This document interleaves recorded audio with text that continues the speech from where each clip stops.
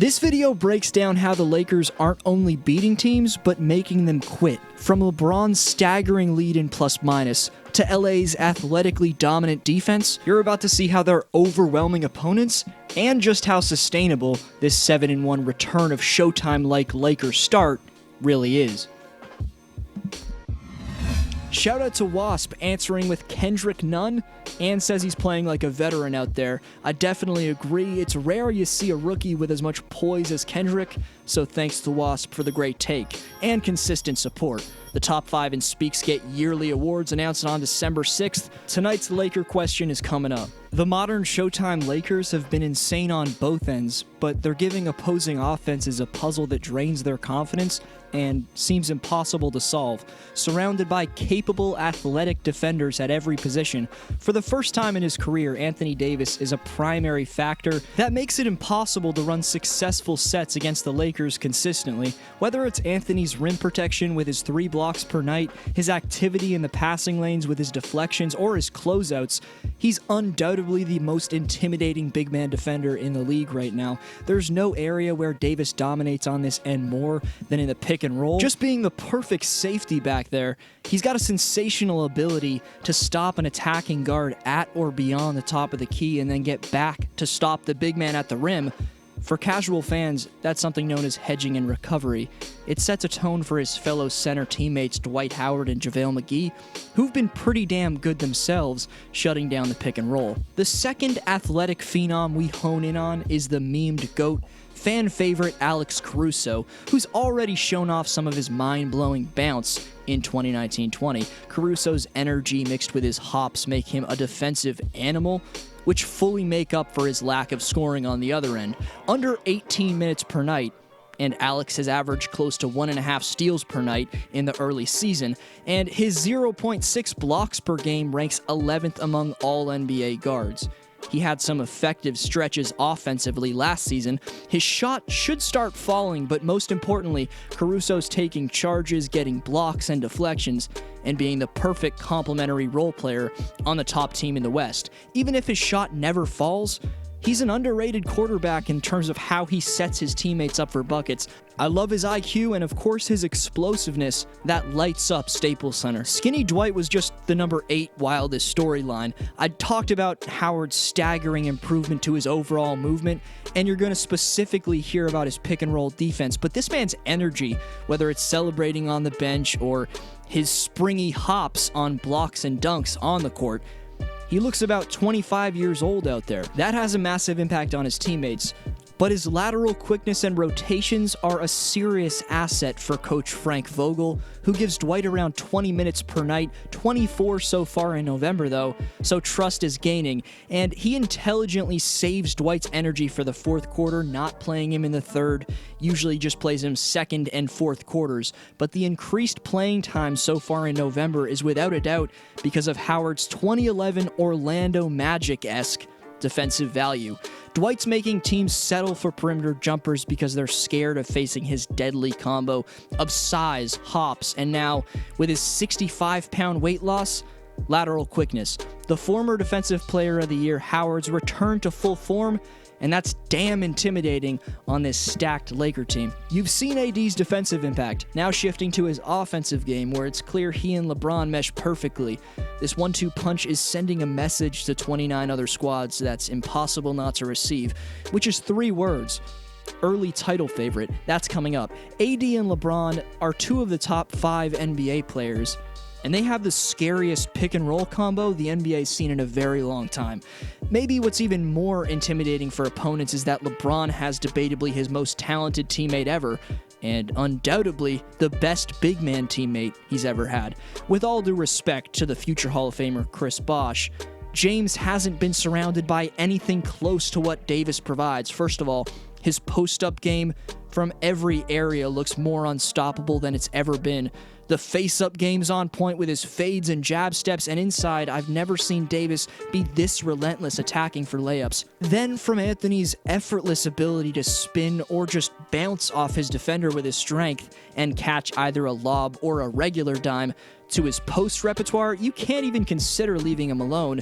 meaning the triple-double monster, far from washed LBJ, coming off an AD screen, can go one-on-one, not worry about a double team with both the Brow's eliteness and the Lakers shooting on the perimeter. LeBron just said he can taste the championship, and this generationally unstoppable 1-2 punch is a massive part of that. 1 through 15, the Lakers have significantly experienced players who are comfortable with stepping in at any time, whether in big regular season or playoff moments. Vets like Rondo, Dudley, Caldwell Pope, Troy Daniels, Avery Bradley, and Danny Green all have at least 7 or more years of NBA experience under their belts. All 6 of those players may not be the most talented or have the flashiest stats, but their experience contributes not only to unafraid plays and clutch shooting, but the Lakers, and more prominently, Davis and Bron's state of mind throughout inevitable adversity on their desired title path. On the court, Avery Bradley's turned back the hands of time on both ends, and also bringing to the table defense and shooting is Danny Green, who's looked like a perfect fit. Looking at this from a Clipper perspective, we've yet to see Paul George yet, but this grizzled veteran Laker core is a specific advantage the Lakers have over the Clippers. You need wise locker room presences and smart/tough leaders on the court to sustain 82 games and 16 playoff wins for a championship, and the Lakers possess just that. Having said that, you need the youth to mix along with it, with role players who perform exceptional in one specific area. The youth is pretty limited, yet it's impressive with the aforementioned Alex Caruso along with the so far inconsistent Kyle Kuzma. Caruso's dunks are worth more than 2 points and intimidate opponents, get the crowd going when the Lakers are at home, therefore exchanging momentum. Kyle Kuzma, despite career lows by far across the board, is at the very least a lengthy defensive big, and offensively, we've seen he's capable of being efficient throughout a season, so in this new spot for Kuz as a role player in the playoffs, he can surprise teams and win you a game or two with his shooting. You do have the great at one or two thing role players with JaVale McGee's springiness that provides rebounding and rim protection in the starting lineup, and Troy Daniels' deadly valued shooting off the bench. Before any title predictions or Clipper comparisons, here is your statistical Laker beastliness. Firstly, the quote-unquote wash king LeBron James is the first Laker since Magic Johnson in 1987 to record 3 straight triple-doubles. Next, in their comeback win recently against Chicago, the Lakers had 2 significant, overwhelming runs after being down 18 with 4:48 left in the third.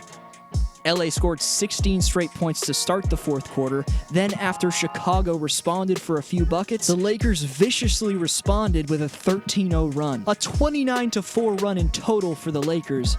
Next is LeBron being plus 13 ahead of the second place Kawhi Leonard in plus minus. Lastly, LeBron's defensive engagement has evidently been better, but just so you know that James is factually his same old beastly defender self. After ranking just 10th among forwards in defensive rating last year, LeBron's at 4th among the top defensive wings in basketball.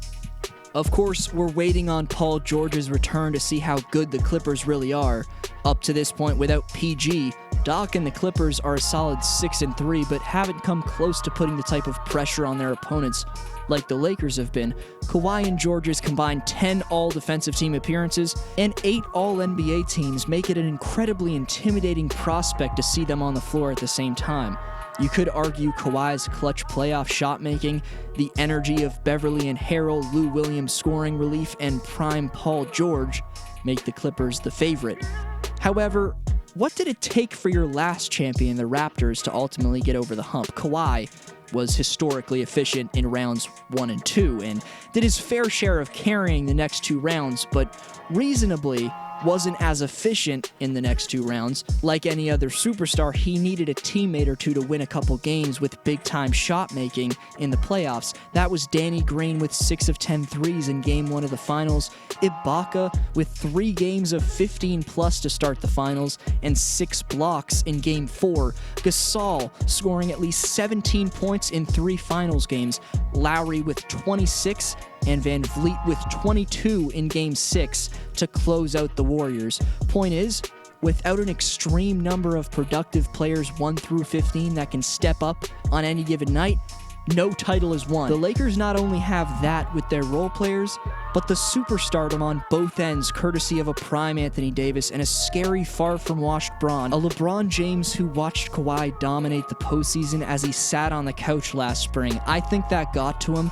The man sending a message so far. So not to be a prisoner of the moment, but the Lakers are my prediction to win it all in 2020.